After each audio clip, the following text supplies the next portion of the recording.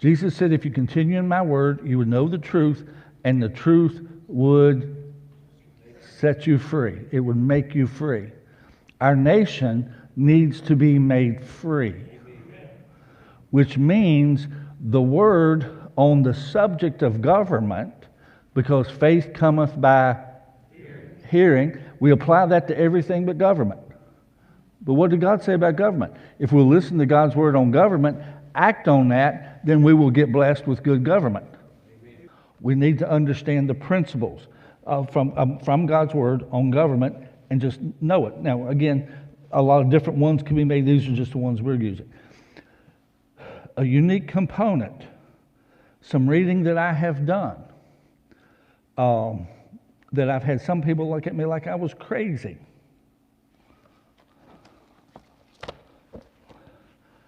But I am reading this book, and if you can't see it, it's called Rules for Radicals by Saul Alinsky. Yes. Let me read to you. I would call it, I might be calling this by the wrong name. His dedication page, he has personal acknowledgments, dedication page to Irene. I'm not sure who she was. But then there's some comments, and not really about the book per se. But Rabbi Hillel said, "Where there are no men, be thou a man." Thomas Paine, a quote from him, "Let them call me rebel and welcome. I feel no concern from it. I should not suffer the misery of devils were I to make a whore of my soul." And then now here is Saul Alinsky's quote, the author of the book. He has a quote. And this is why some people think I'm crazy for reading it. He says, "Lest we forget, at least, an over-the-shoulder acknowledgement to the very first radical from all our legends, mythology, and history, and who knows, and who is to know where mythology leaves off and history begins, or which is which? The first radical known to man, who rebelled against the establishment and did it so effectively that he at least won his own kingdom, Lucifer."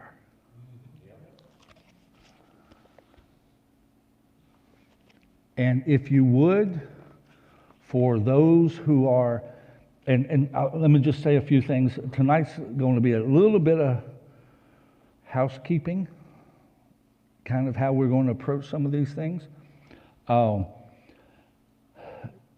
this, the way I would put it, we will talk about two things primarily.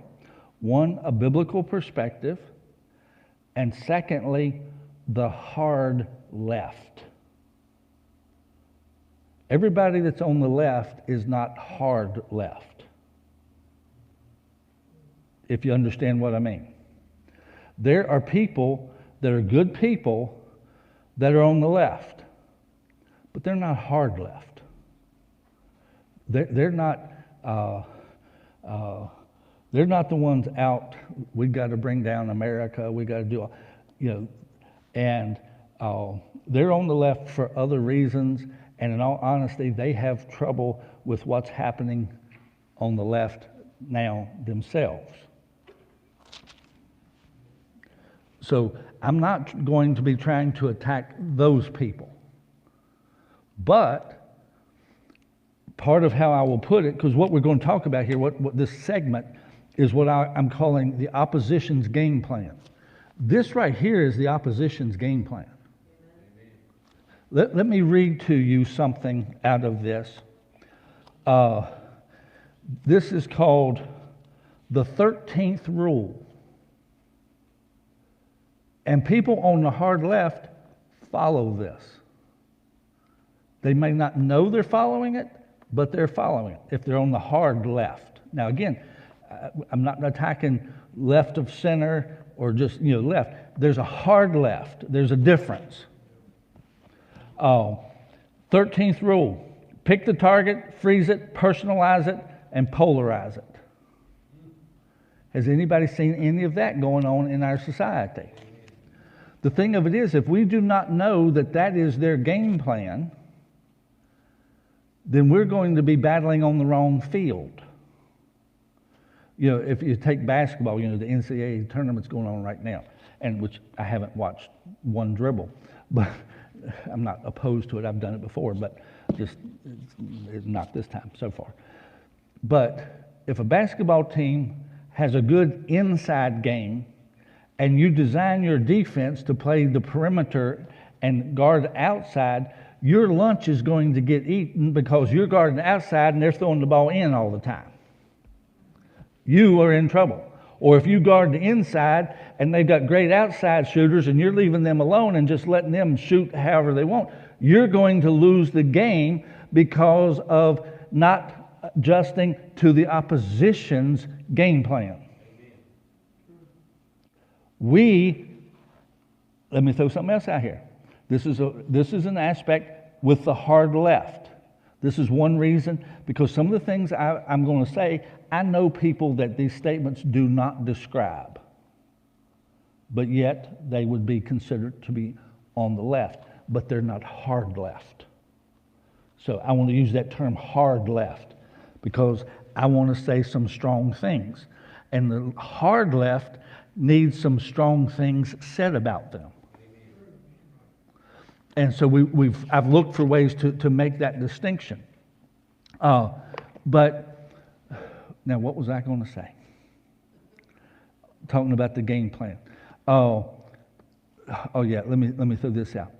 You see, part of this, Ephesians 6:12 tells us that we don't wrestle against flesh and blood, but against principalities and powers. To a large extent, on the really hard left, in other words, I'm leaving room that it's not all of them, but on the really hard left, those people are actually influenced by the wrong spirits. Amen. They actually are. Now, not everybody is. Sometimes people are caught up in something. And if you ever get caught up in something and it wasn't really where you was, and then after it's all over, you go, oh my. Well, they're the same way too. So, all of us are human.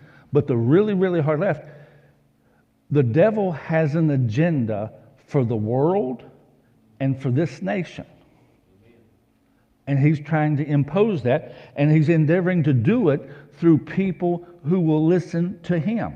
Just like God has a plan for this world and this country, and he's able to work better through those who will listen to him. He gets more done through those who are obedient and going along with it. Same thing's true with the devil's kingdom. There are people that they probably don't know it, but they are actually being influenced by evil spirits because they're opposed to everything that is good and holy. And that's more than human nature. And so at that point, that's why I really want to identify that. And with that, we have to understand that in that case, then their positions are not based in logic, reason, or morality. I read a quote recently where, understand this, we've all heard questions about election integrity. And what a lot of people don't know is where cases have been able to be actually presented. The problem is, in most places, cases have not been able to be presented. They were not allowed to. But in the ones that have been allowed to be presented, last I knew, over 70% of them had won the case that there had been voter fraud. But you don't hear that on the news. But the overwhelming majority do not even allow it to be heard, the case to be heard. But anywhere it is, and they look at the evidence, overwhelmingly, that's the way it's coming down. With that, let's take even in our own state of Virginia a couple years ago, they would not approve, the legislature would not approve removing dead people's names from the list of voter registration. Now, logic, and I'm thinking of a joke right now, but But logic would dictate, yeah, you got to, I mean, take the dead people off.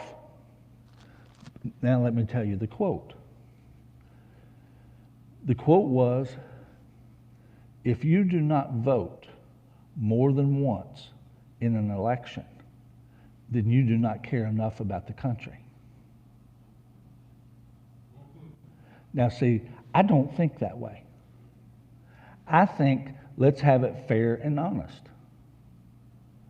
But you see, if you actually believe that your care and concern is how far you're willing to go, then you have to keep dead people's names on the roll so that you can have extra votes to use. So my point to all of that is understanding the opposition's game plan on the hard left. You will not be able to reason with them because they don't think like you do. They don't think in the terms like people who, in all honesty, look for justice. Justice is one person, one vote. They don't look at that. If you care enough, you should vote more than once.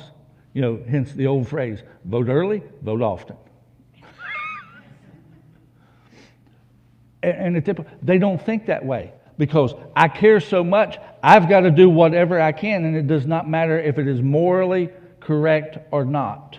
My view is so good and it is so important that it's acceptable if I do something that is not morally right as long as it achieves the objective. That's how they think. And we've got to understand. See, and here's the sad part with people like y'all. And by that I mean good people.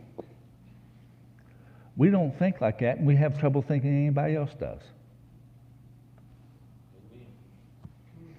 I mean, sometimes we see it, and there's a few we think, well, that one, yeah, and that one, yeah. But there's more than one or two out there. There's more than one or two.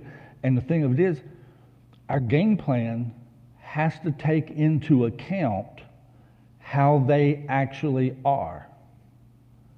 And you see, so we're going to look at the opposition's game plan, and there's a piece that I want to look at tonight. We're going to have a current event that we're going to pull in. Sometimes we may just leave it open.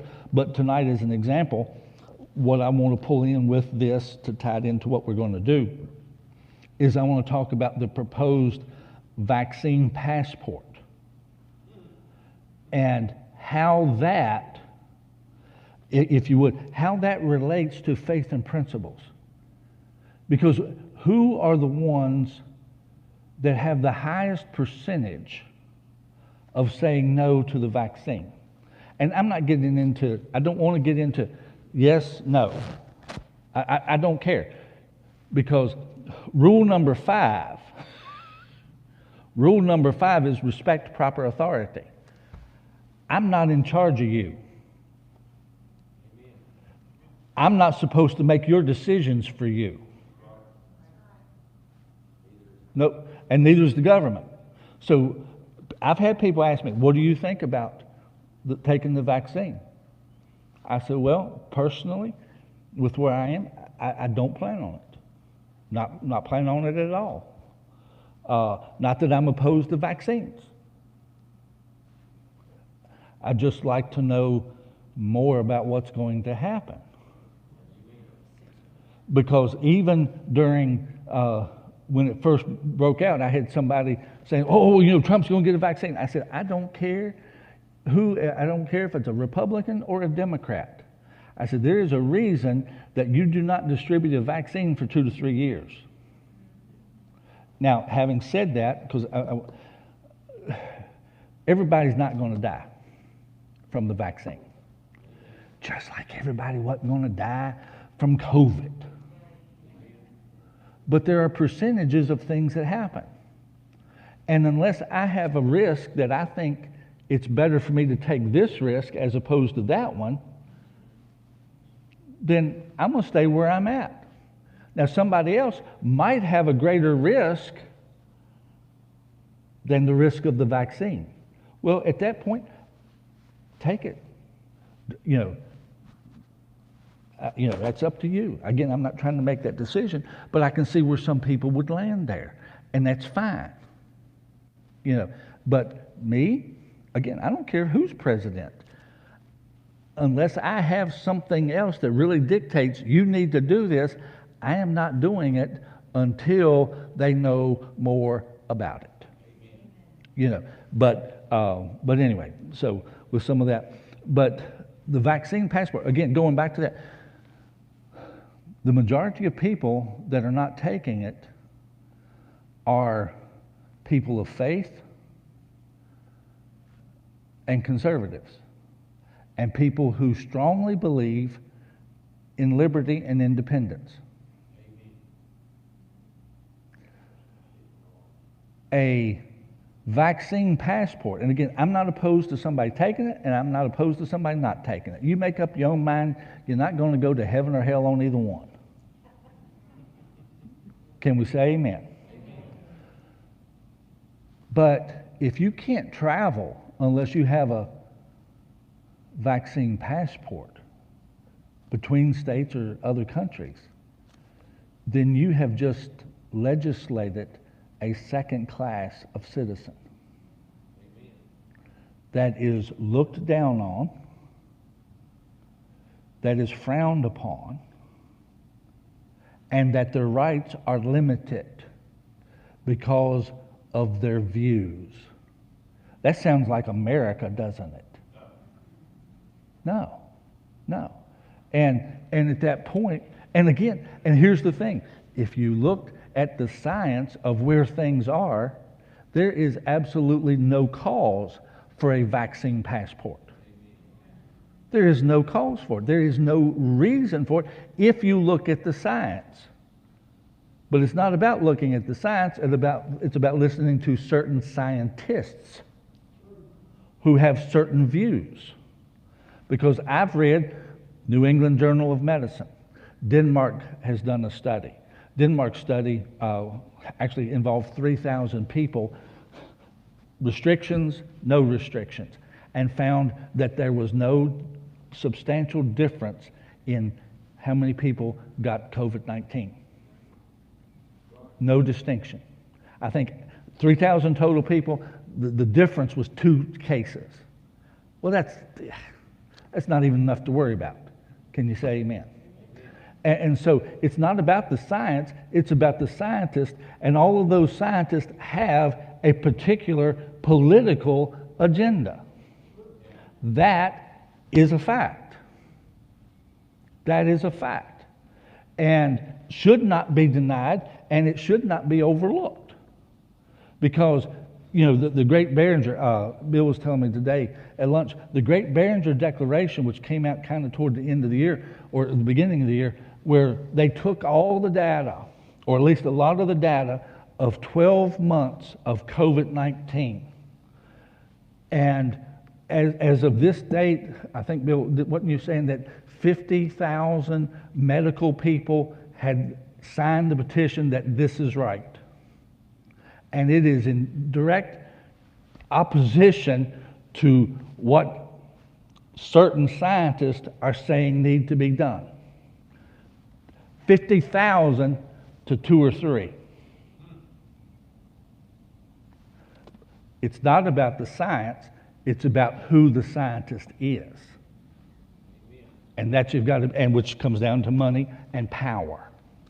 Money and power.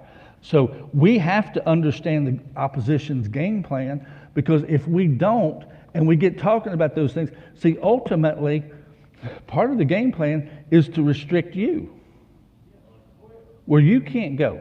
What country does more preaching the gospel in the world than anybody else?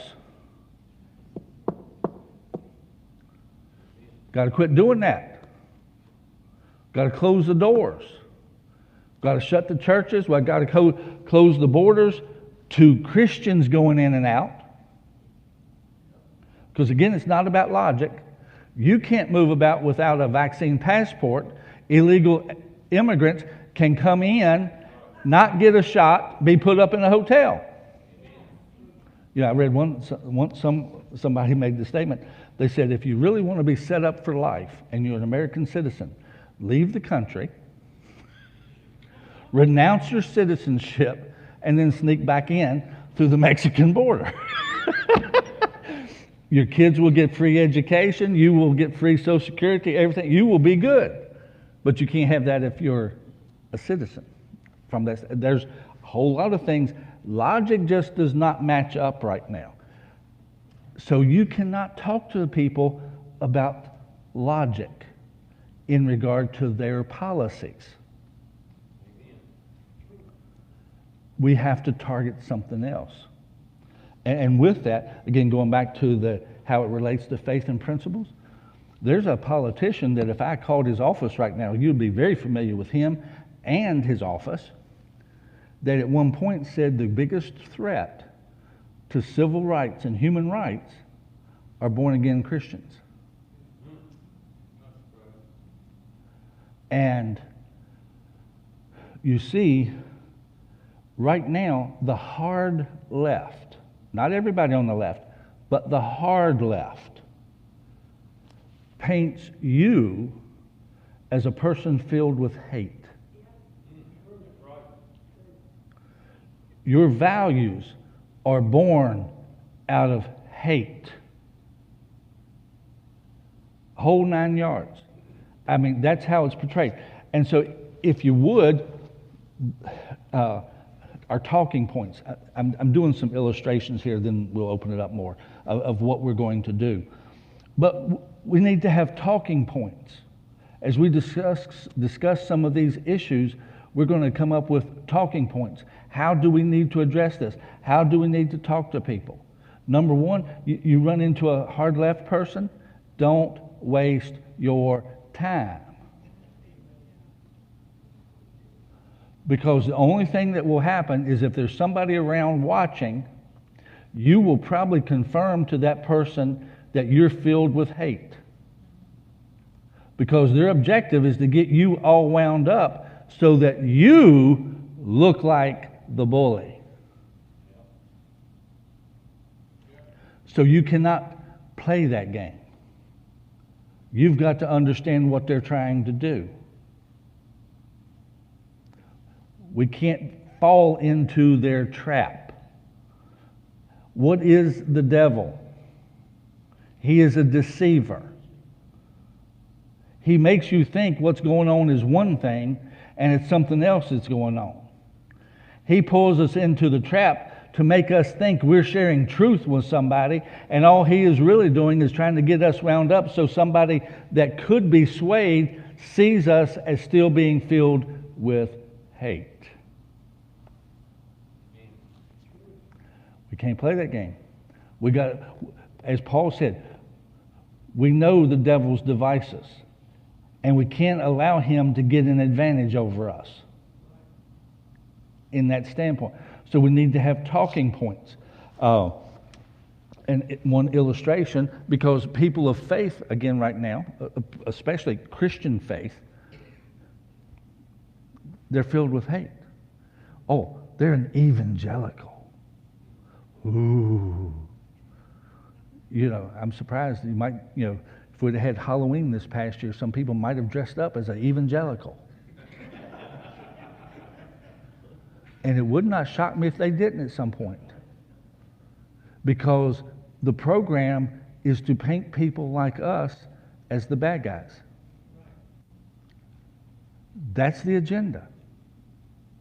Because who has the truth that can set people free? We do. So he has to drive a wedge between us and those that he's trying to control.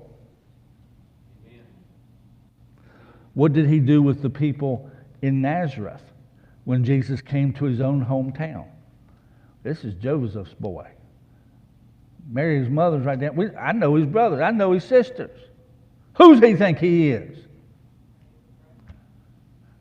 They didn't look at the miracles.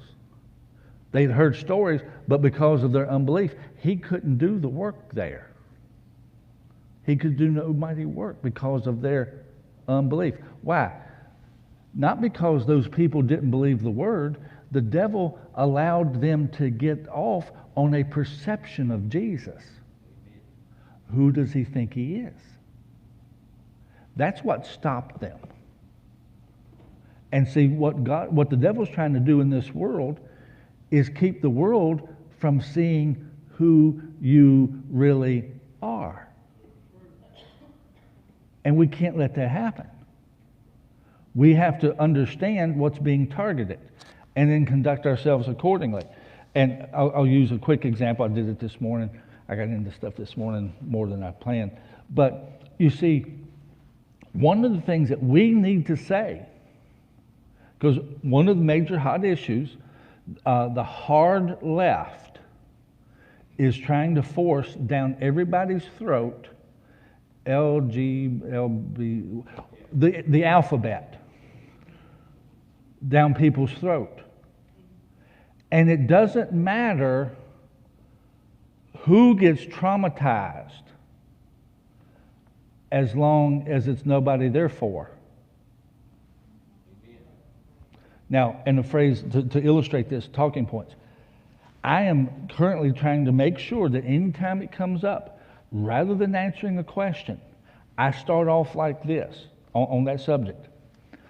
I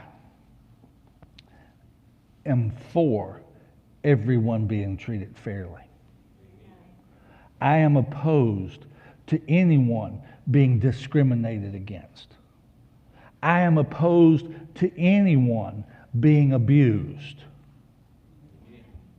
I am opposed to anyone being ostracized or treated in such a way that is not right.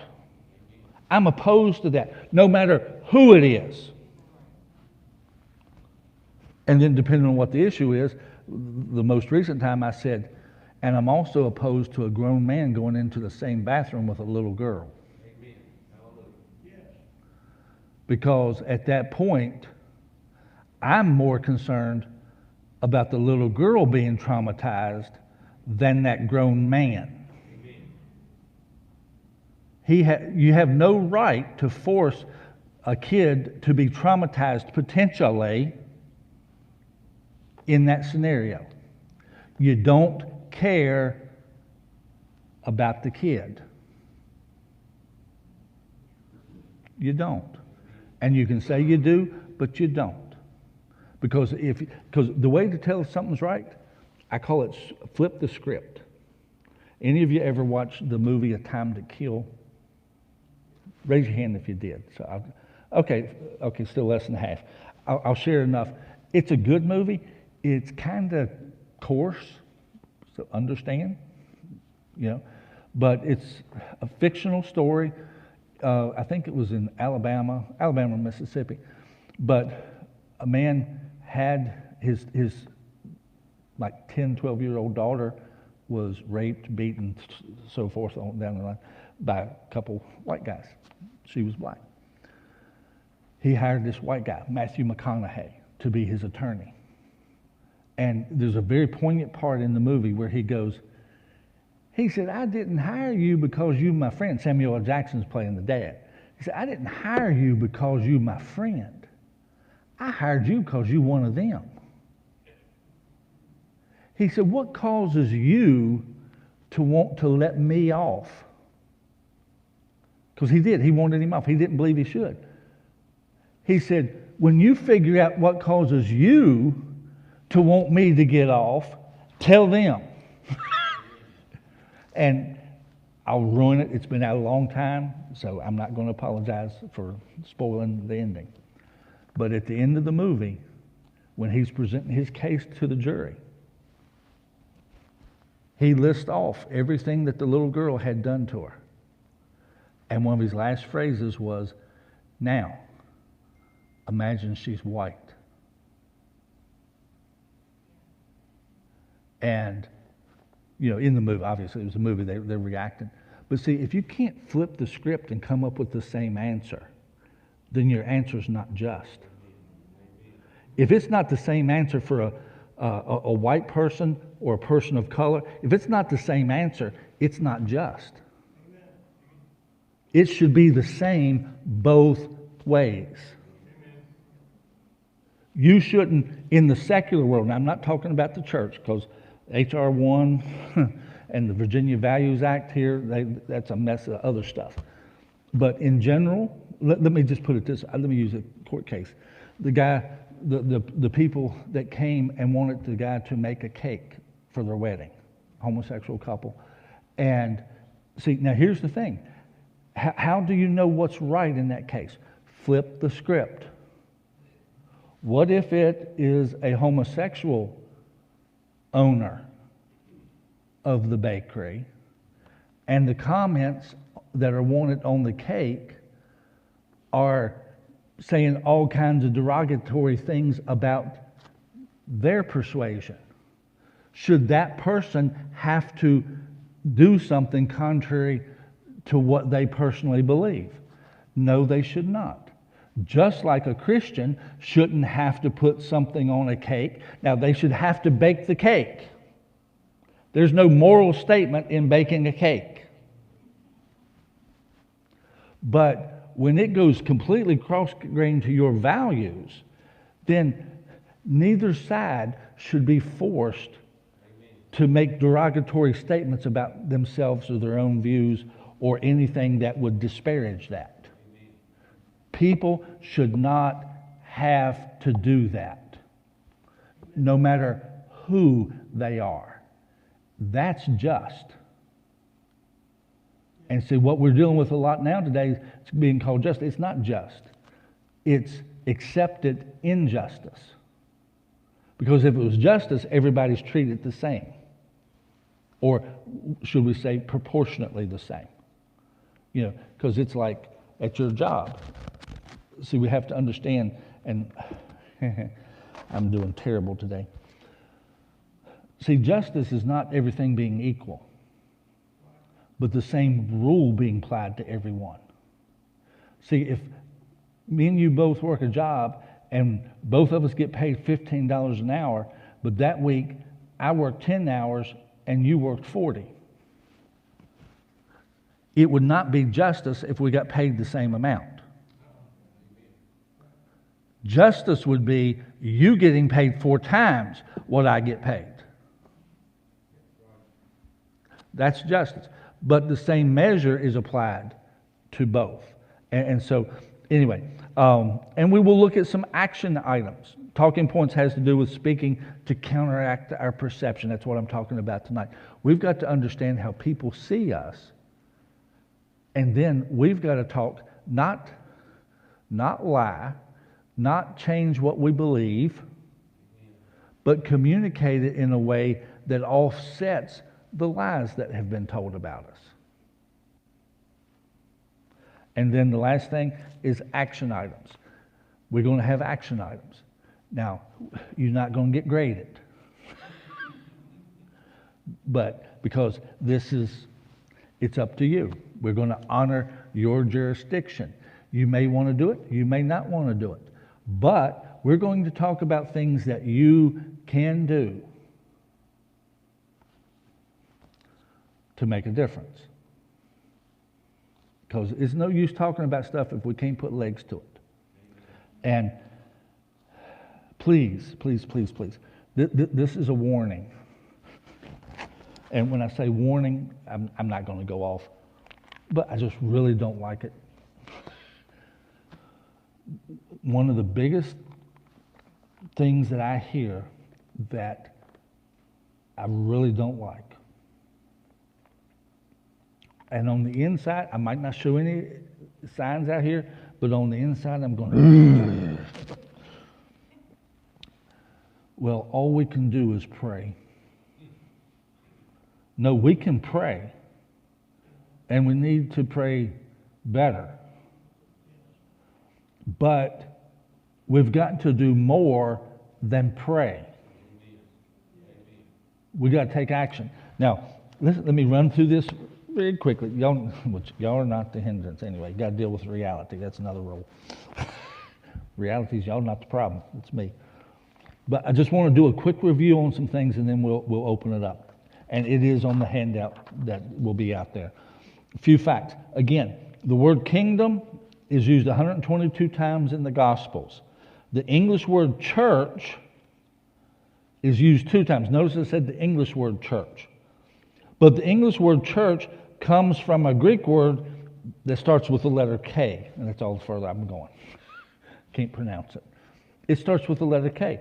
The way I found this out was I decided to do an etymological study of the word church. How did we get to? What phases did it go through?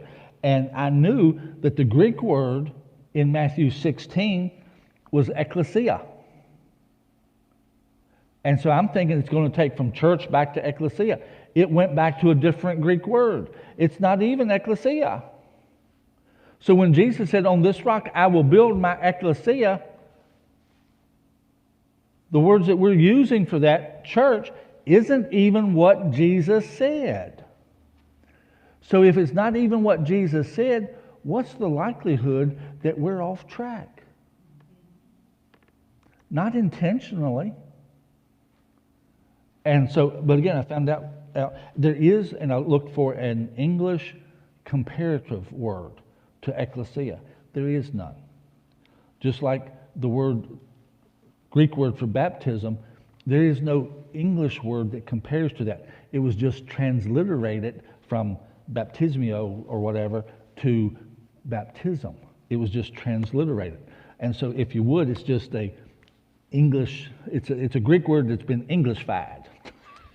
If you would. Same thing's true with ecclesia. There is no word that correlates to that in the English language. So we have to go to the Greek to see what it meant. And we'll talk about that. Ecclesia, though, again, it's not the K word. It is ecclesia that is used the 2 times that Jesus referenced it. We'll say more later. Jesus spoke a lot more about the kingdom. But what is an ecclesia? Jesus said in Matthew 16:18, on this rock I will build my ecclesia. The religious terms for sites and events in Jesus' day were temple, synagogue, feasts, tabernacle. Those were the terms used. When Jesus was talking about what he was going to build, he didn't say, I'll build a temple. He didn't say, I'll build a tabernacle. He didn't say, I'll build a synagogue. He didn't say, I'm going to establish a feast. He left all the Hebrew religious words aside and went and got a Greek-Roman political word. Ecclesia, if you look it up, and I actually have a reference. Let me make sure I'm not lying to you. I thought I had it on here. And I forgot to copy that part in. But anyway, go to Webster's Dictionary and look up the word ecclesia, and you'll see what I'm talking about. That's the site where I got the information from. It is addressing a political gathering. It's addressing, what it's talking about was the group that would, like, let's say, city of Stanton. There would be people, and it varied depending on different places, so we're not going to get into the process of who, but the bottom line is those who had the right to vote on issues would assemble at the gate of the city to determine what would be allowed in the city. Now, if you would, I would even say that in our natural government, you're not one of them. Because if an issue comes up at the Board of Supervisors or at City Council, they don't call you up and ask you for your vote. Matter of fact, they probably don't even call you and ask you for your opinion. The ecclesia was the one deciding how life would be lived in their community. Hence, Jesus in Matthew 16, he said, I give you the keys of the kingdom, which is authority. Whatever you bind on earth is bound in heaven. Whatever you loose on earth is loosed in heaven. And I'll tell you, from studying this, I have preached, and I'm at the point now that if somebody asked me, said, this was a line that I heard about from Brother Hagin. Somebody came to him one time and said, do you agree with everything so-and-so says? He said, I don't even agree with everything I've preached. And I'm there. I'm getting the messages I have preached on binding and loosing, I right now would currently disagree with. I don't agree with myself from that time. Because see, when you look at an ecclesia as being the ones who vote and determine the culture of a community, what Jesus was saying is, I give you the keys of the kingdom. Whatever you allow, heaven's going to allow. Whatever you don't allow, heaven won't allow it. Let me put it this way. We've allowed some stuff that heaven's against. But heaven's not going to change it unless the ecclesia steps up. The ecclesia, now at that point you don't go down and say, tell the city council or the board of supervisors, well, I'm the ecclesia, y'all get out of here, I'm the one. No, they have legitimate roles and positions. But at the same time, we're supposed to function as a spiritual group and a spiritual dynamic in that. Some of that is prayer. Some of that is warring against principalities and powers and so forth. That is a part of it. But it is also taking action in the community and getting people in the offices that will vote the right way. Amen. That's part of our responsibility in that situation. And that's ultimately what the ecclesia is. And I got news for you. The devil has an ecclesia. The devil has evil spirits that try to influence how a nation, a state, and a community go. And they try to influence people to enact that agenda. But, as Jesus put it, because all this stuff happens at the gates of the city in his day, the gates of hell, the devil's ecclesia will not be able to withstand Jesus' ecclesia if they're acting right.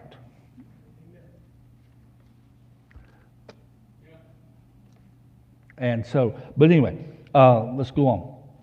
And so I'm going to skip around. At this point, I'm not going to review, I'll just give you the names. Rule number 1, you got to have principles. Number 2, there has to be personal responsibility. 3, power is for service. Rule 4, you've got to protect the family. Rule 5, respect proper authority. Rule 6, empower those involved. Rule 7, everything must have limits. Rule 10, remember that justice and equality are not the same. Rule 9, you have to deal with reality. Rule 10, you have to build a bridge of trust. And actually, we're going to add 2 more rules, but we won't do it tonight. This is just a review. But thoughts, questions, so forth. Sherry, right behind you. Jerry has a mic. This is so that people on Facebook can hear it, and there's not just a lull in volume. I was just wondering so you're saying every time church is referenced in the Bible that he's talking about this, the ecclesia, not like us, the church, or... That is who we are. So we are the ecclesia. We are the ecclesia. And whatever we're allowing is getting allowed, and whatever we're not allowing isn't being allowed. I mean, if the salt has lost its savor, then what do you do with what it's applied to? It's fit to be thrown out. Our government, Christians have stayed out of government, and in all honesty, government right now is largely fit to be thrown out.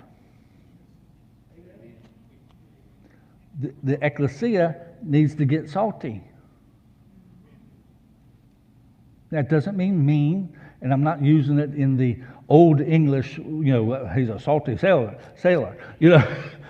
No, we need to have the biblical salt, the preservative, that which makes things good. Amen. Another one.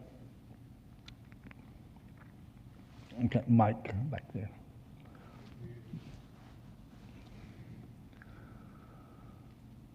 Yeah, a few years ago, I know what you said about not being able to approach things logically. A few years ago, I had a client that was very pro the gay lifestyle, and I tried to approach the argument very logically and lovingly, and I was painted as a hater. Yeah. And just they hated it and hated me in the process. Yeah. And that's part of the demonic influence. Because even when you're trying to, anyway, with a lot of, we've got to recognize this battle is not purely natural. It's not purely natural. There's a spiritual dynamic to it. There is a spiritual influence to it. And that influence is trying to paint us as the evil. Because what did it say would happen in the last days? That which was evil would be called good. That which is good would be called, whose influence do you think that is? And there's people that he's trying to create that influence in now. And we've got to understand it. Love them. Love them. Be kind to them. Pray for them. Amen. Somebody else.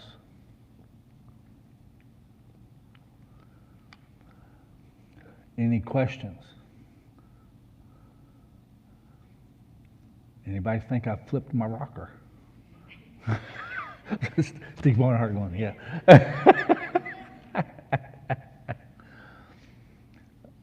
Anybody else? Thought, comment, question?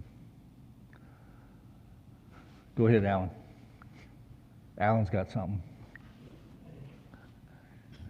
Okay, I was just, I was sitting here thinking and how the federal government specifically and everything else, and that how the church and religion is supposed to stay out of government. Yes. Although it was founded, the government was founded on the church, and that's the way it was founded, and how they now, frown down on it and accuse you of everything if you interfere.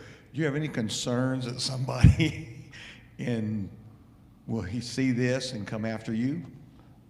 This series that we're going to do? Some of you may recall this. Probably most of you probably won't. But that's fine. But a few years ago, the Lord began to tell me to prepare y'all for people criticizing me. How many of you have heard me say the day's going to come when people are going to say stuff about me and attack me? Anybody remember that? Raise your hand. Okay. If you don't remember, look around. There's a couple people got their hands up.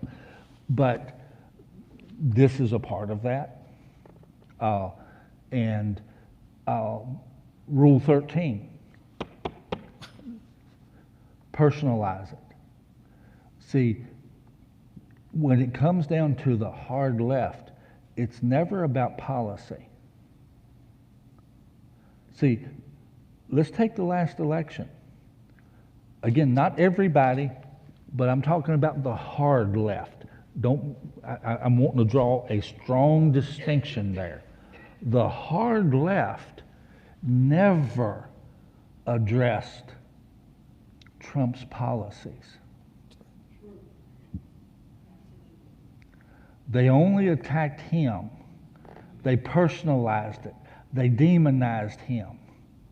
And the thing of it is, when we talk to people, and here's part of the talking point, that this will throw us into one of those, that when it comes to that kind of stuff, we actually need to prepare people for what those others are going to do.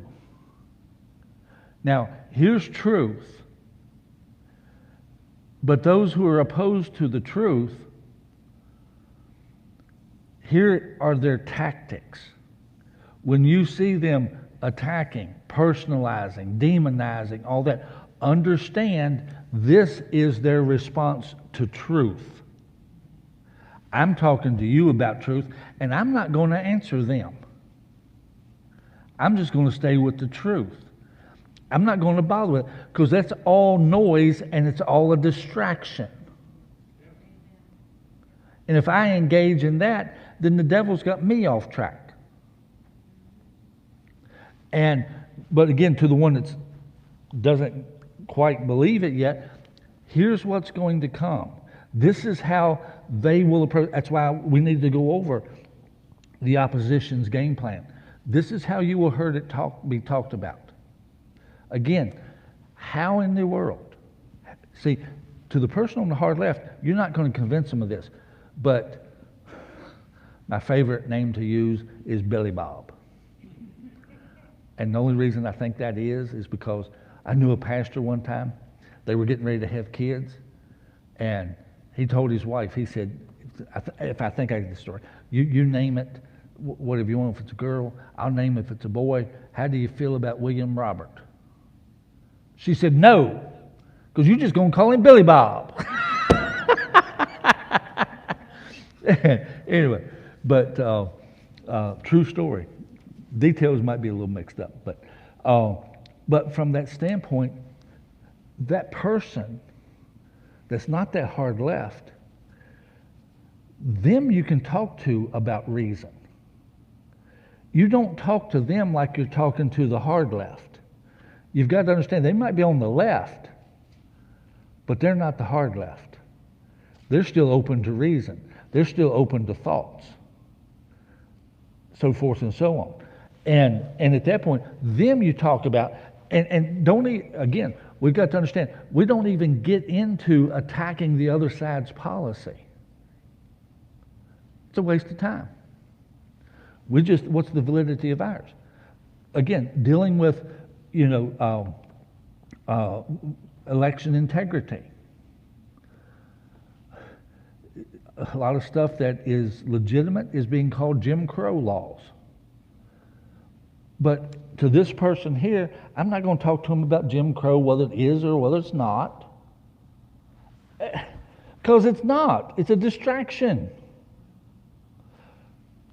To them, I'll propose, is it anything wrong with taking a dead person's name off the voter roll? Do you see anything wrong with that? Well, no. Well, that's what I'm for. I'm for taking dead people's names off the list. Well, there's nothing wrong with that. Well, it seems like that's right. That's how we win it.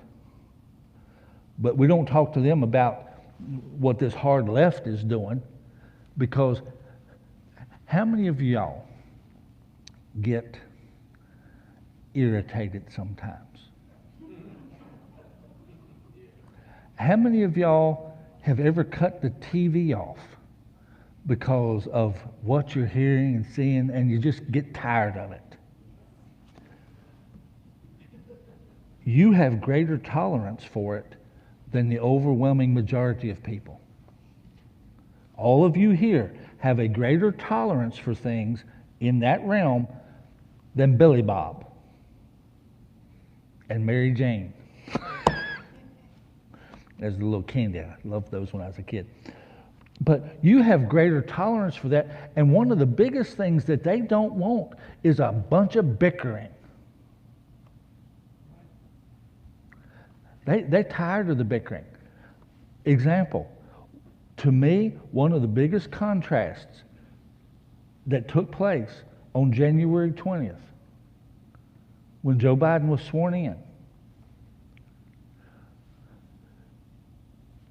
Anything regarding Trump was still... Joe Biden comes in, well, we're going to make the border off limits to the media. Oh, okay. There's no bickering. There's just peace. Things that they would have thrown a fit over if Trump would have done them, they're just letting it slide by because they want you to know Trump was bad, Biden is good. And if you get somebody like Trump again, you're going to get that kind of atmosphere. So don't you dare do that again. Make sure you get somebody like this and you can have tranquility. And you see, the thing of it is, those are the things we have to point out to people. I don't really defend President Trump that much. I mean, I loved his policies.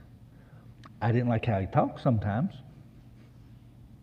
I didn't like how he approached things sometimes. Loved the policies. And from that standpoint, with that, one of the things that I talk to people about is, have you noticed how it's all gone away? And it's not because there aren't things. Matter of fact, again, if Trump would have done some of the things that Joe Biden's done since then, there would have been a major uproar. But it's all a thing of conditioning. And anybody that thinks the media is not in on it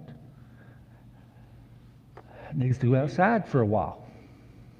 Just need to go outside for a while. Sherry has another question. And we'll close with this because I'm going to really try to finish by 8 o'clock. Go ahead and give it to her. Oh, yeah, I have a quick statement, though. Oh, okay. Don't yes. worry, we will protect you. And secondly, the method that they use, what we've always called is attack the messenger, not the message. Exactly, personalize And that it. was first used by the Clintons and their group. Well, it was used by Alinsky. It was used by this guy first. And he was her mentor.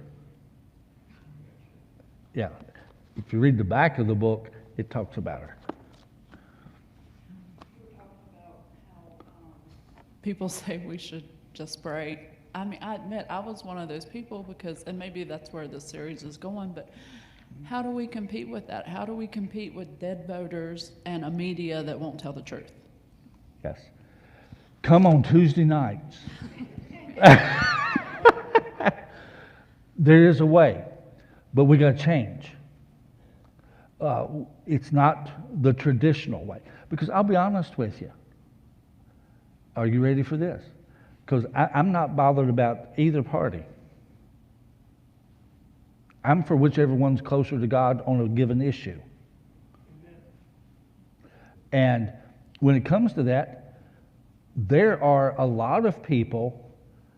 I could give you some names. I can't give you all the names. I don't know them all. But there are a lot of people in the Republican Party that are really just fine with losing to the Democrats every time out, as long as they're still in control of the Republican Party. And they are just as bad about political power. They are just as immoral as anybody on the other side.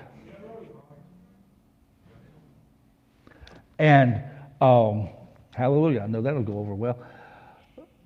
But there's ways that we do it. Because thank God, currently, it is still America. And I firmly believe that between now and particularly 2022, we have to have at least a certain level of success in these next 2 years. Amen. Which is why we're doing this. It's really why, I mean, the Lord put it on my heart. There's a while back, and that's why I started studying some of this almost 2 years ago. And why we've been moving down this trail slowly, because we have to have an element of success within these next 2 years. I believe we will. We have to have a strategy for that.